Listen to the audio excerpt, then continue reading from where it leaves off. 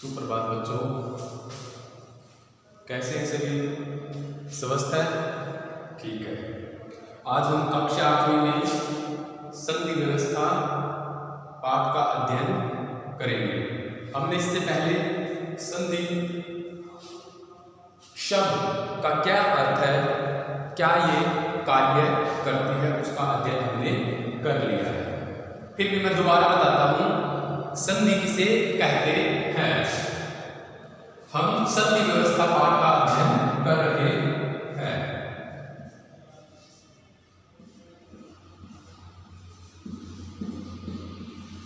संधि व्यवस्था, संधि का अर्थ है मेल। संधि का शाब्दिक अर्थ है मेल। फिर बात आती है संधि कितने प्रकार की है। संधि कितने प्रकार की है?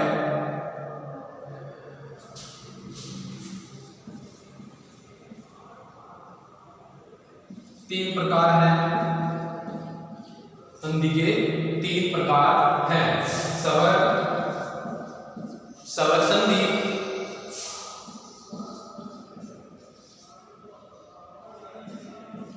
व्यंजन संधि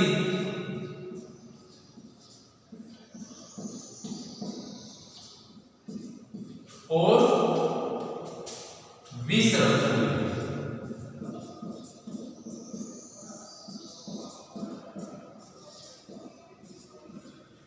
संधि के तीन प्रकार हैं, स्वर संधि, व्यंजन संधि और विसर्ग संधि। ठीक है, इनमें से हम स्वर संधि का अध्ययन कर रहे हैं और स्वर संधि के 5 प्रकार है, उसमें से हमने दीर्घ संधि स्वर का अध्ययन है कर लिया है। तो आज हम इसका भाग नंबर 2 यानी कि प्रकार 2 है गुण संधि और वृद्धि संधि। आज इन 2 प्रकार का हम अध्ययन करेंगे। ठीक है, तो आज हम स्वर संधि का भेद नंबर 2 गुण संधि और भेद नंबर 3 वृद्धि संधि का अध्ययन करेंगे। ठीक है, इससे पहले मैं आपको बता दूं कि संधि व्यवस्था यानी कि संधि किस प्रकार बनती है। ठीक है, 2 शब्द होते हैं। ठीक है, 2 शब्द होते हैं। जब दोनों शब्दों को हम एक ही शब्द बनाकर बोलते हैं तो वे आपस में मिलते हैं, उनके वर्ण मिलते हैं और एक नए वर्ण को वो बनाते हैं और उसी आधार पर संधि होती है और एक शब्द बनता है।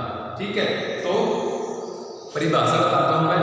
जब 2 शब्द आपस में मिलते हैं, 2 शब्द होते हैं आपस में, जब वो मिलते हैं तो पहला जो शब्द होता है उसका अंतिम वर्ण और दूसरे शब्द का पहला वर्ण आपस में मिलते हैं और एक अलग शब्द को वो बनाते हैं। ठीक है, तो आज हम संधि के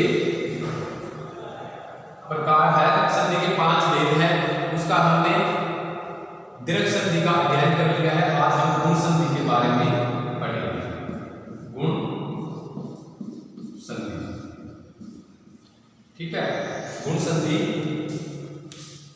विषय का आज हम अध्ययन करेंगे। इसमें ये कहता है कि यदि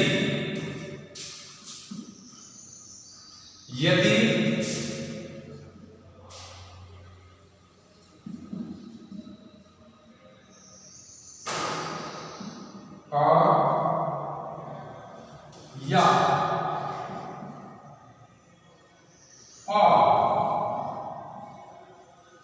यदि अ या अ के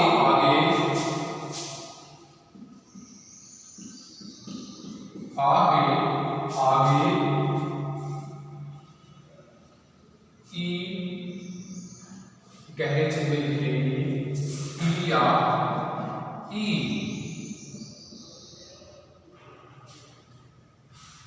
हो तो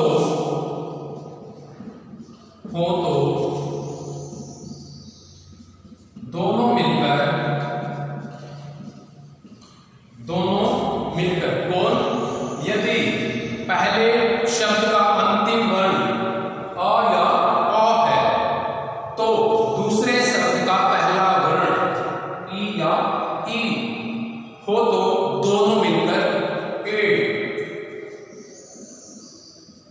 बन जाते हैं,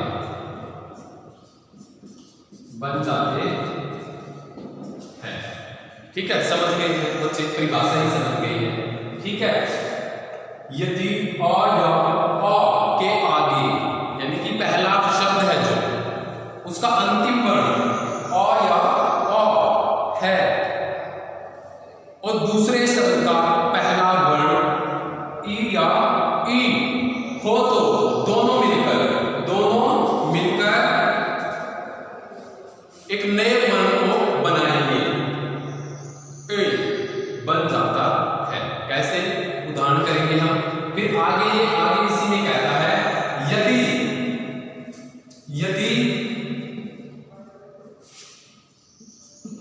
अ या अ के आगे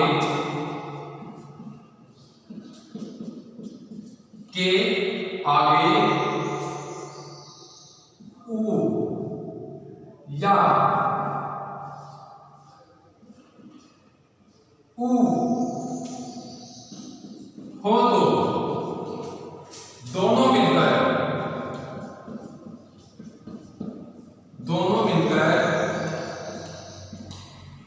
ओ बन जाते हैं।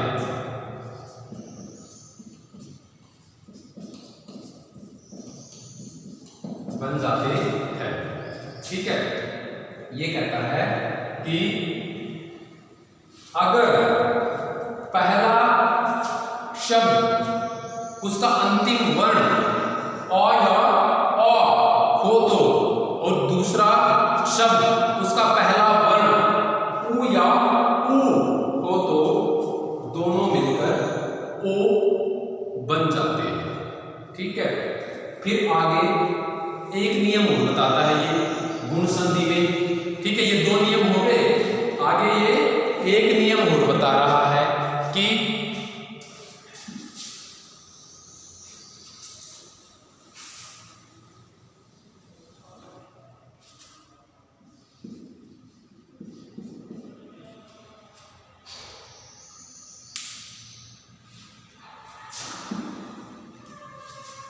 दो नियम है वो हमने पढ़ लिए हैं, उनकी परिभाषा हमने कर ली है। ठीक है, एक नियम है वो बताता है कि यदि अ या आ के आगे यदि अ या आ के आगे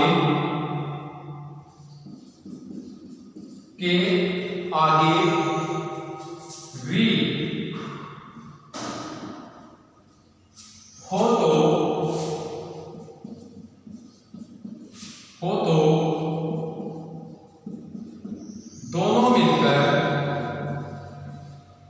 और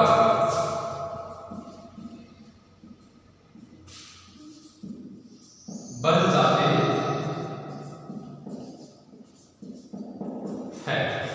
ठीक है, नियम 3 में ये कहता है कि यदि पहले शब्द का अंतिम वर्ण अ या अ हो तो और दूसरे शब्द का पहला वर्ण री हो तो दोनों मिलकर और बन जाते हैं।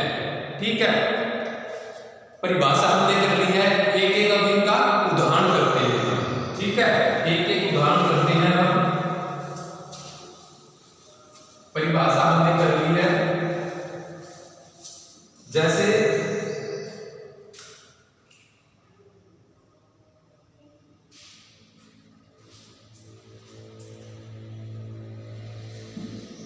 नर प्लस इंद्र। ठीक है, नर प्लस इंद्र।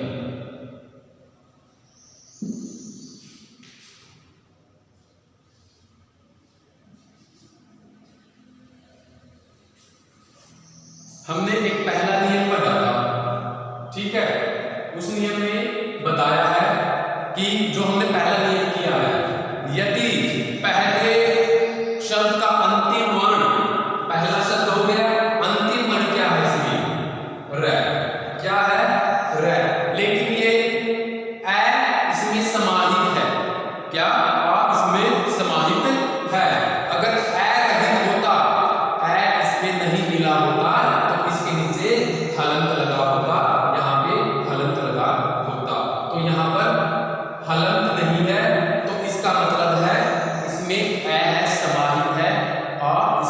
मिला हुआ है। तो पहले शब्द का अंतिम वर्ण क्या आ गया? र, लेकिन र में क्या है? अ। तो यहाँ पर पहले शब्द का अंतिम वर्ण अ आएगा। क्या आएगा? अ।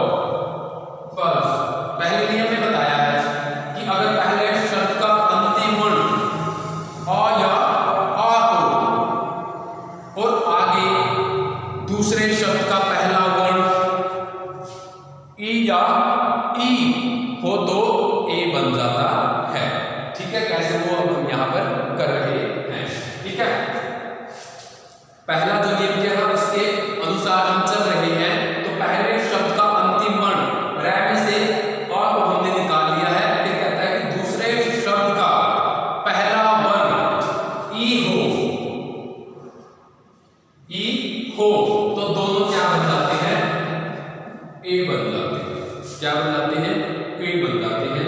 ये शब्द है और आपको ए की मात्रा का पता है कि ए की मात्रा का चिन्ह क्या है, ये। ठीक है, और शवर से शवर जब आपस में मिलते हैं, शवर से शवर जब आपस में मिलते हैं, दो शब्द है नर प्लस इंदर। नर में अंतिम वर्ण आ है, शवर है इंदर, दूसरे शब्द में पहला वर्ण ई है, ये भी स्वर है। जब स्वर से स्वर मिलेंगे, ठीक है, और जो भी नए वर्ण को वो बनाएंगे और जो उसका मात्रा चिन्ह होगा, तो पहला दूसरे शब्द का पहला जो वर्ण है वो हट जाएगा और पहले शब्द का अंतिम वर्ण है उस पर उसी शब्द के मात्रा लग जाएगी। ठीक है, कहने का मतलब ये है कि जब दो शब्द आपस में मिलते हैं और नए वर्ण को बनाते हैं और जो उसका मात्रा चिन्ह है वो पहले शब्द के अंतिम वर्ण पर लग जाते हैं। ठीक है, तो नर प्लस इंदर, लास्ट वर्ण अ, दूसरे शब्द का पहला वर्ण ई, दोनों के मिलने से ए बन गया।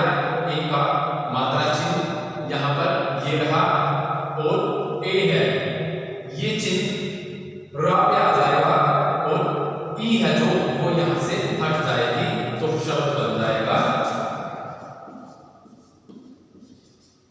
नरेंद्र। शब्द बन जाएगा नरेंद्र। ठीक है, समझ में आ गया है सभी विद्यार्थियों को।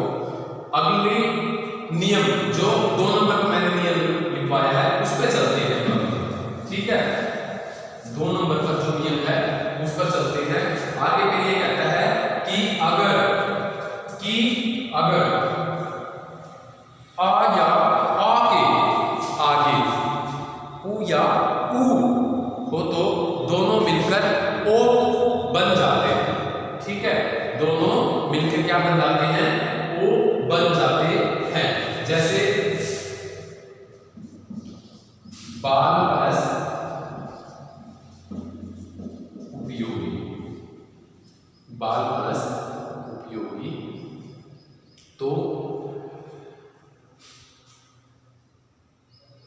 जो 2 नंबर पर नियम मैंने लिखवाया उसमें है अगर पहले शब्द का अंतिम वर्ण आ या आ हो तो आ या आ हो और उनके आगे उ या उ हो तो ओ बन जाता है। क्या बन जाता है? ओ बन जाता है। और ओ की मात्रा चिन्ह क्या है आपको पता है। ठीक है, ओ की मात्रा चिन्ह है ये। तो बाल पहला शब्द है, लय में ए समाहित है, तो ए यहां पर हमने ये निकाल लिया, प्लस दूसरे शब्द का पहला वर्ण उ है, ये निकाल लिया। नियम के अनुसार ये कहता है कि आ या उ के मिलने से ओ बन जाता है, ओ बन जाता है। तो ओ की मात्रा सभी विद्यार्थियों को पता है, ये ओ की मात्रा का चिन्ह। ठीक है, तो उसी नियम के अनुसार हम चलेंगे। उ यहां से हट जाएगा और जो ए प्लस उ के मिलने से ओ बना है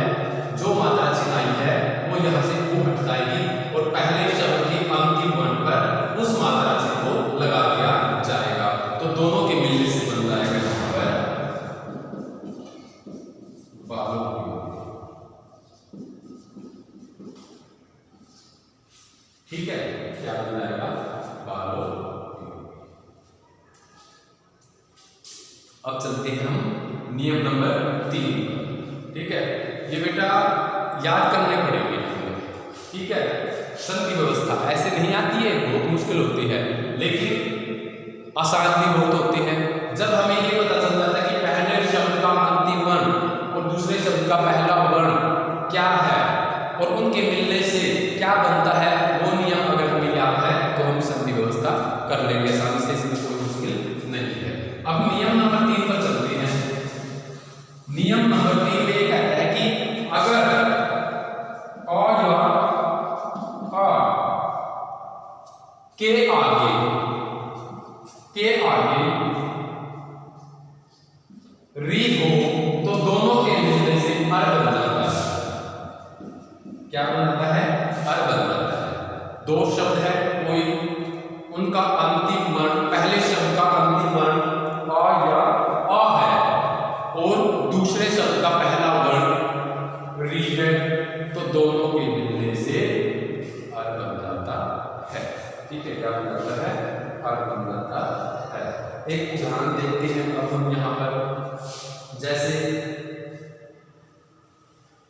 राज कलश ऋषि, जैसे राज कलश ऋषि,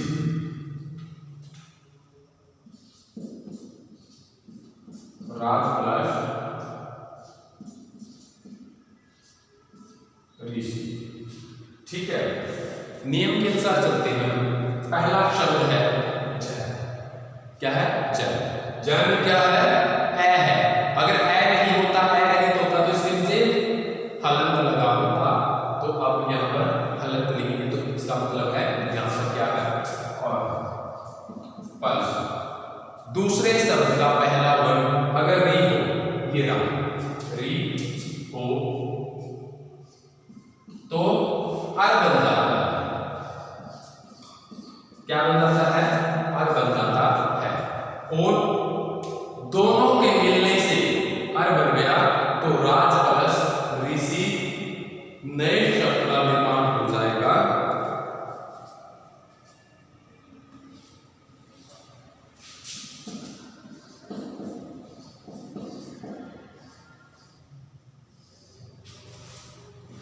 राजस। ठीक है, क्या बन जाएगा? राज। तो ये था गुण संधि। ठीक है, गुण संधि में ज्यादा मुश्किल नहीं है, हमने याद रखना है। गुण संधि में दोबारा रिपीट कर रहा हूं मैं, जो 3 नियम मैंने लिखवाए हैं। अगर आ या आ के आगे दो शब्द है, उसका पहला शब्द, कोई दो शब्द है, पहले शब्द के अंतिम वर्ण में अगर आ या आ हो और दूसरे शब्द का पहला वर्ण ई या ई हो तो ए बन जाता है। उसका भी उदाहरण हमने किया था। फिर कहता है नियम नंबर 2, अगर आ या आ के आगे ऊ या ऊ हो तो ओ बन जाता है। क्या बन जाता है? ओ बन जाता है। फिर कहता है नियम नंबर 3, अगर पहले शब्द का अंतिम वर्ण आ या आ हो और दूसरे शब्द का पहला वर्ण री हो तो अर बन जाता है। ये 3 नियम है, आसान है, बच्चे आसानी से याद कर लेंगे, इतना मुश्किल नहीं है। ठीक है, अगर जो परिभाषा के अनुसार मैंने लिखवाई है बच्चों को वो मुश्किल लग रही है तो नीचे ऐसे लिख लेंगे बच्चे, अगर आ या आ पहला जो शब्द है उसके अंतिम वर्ण में आ या आ प्लस ई या ई हो तो ए बन जाता है। ठीक है, अब तो मुश्किल नहीं है, आसान है, याद रख लेंगे। फिर कहता है कि अगर आ या आ के आगे ऊ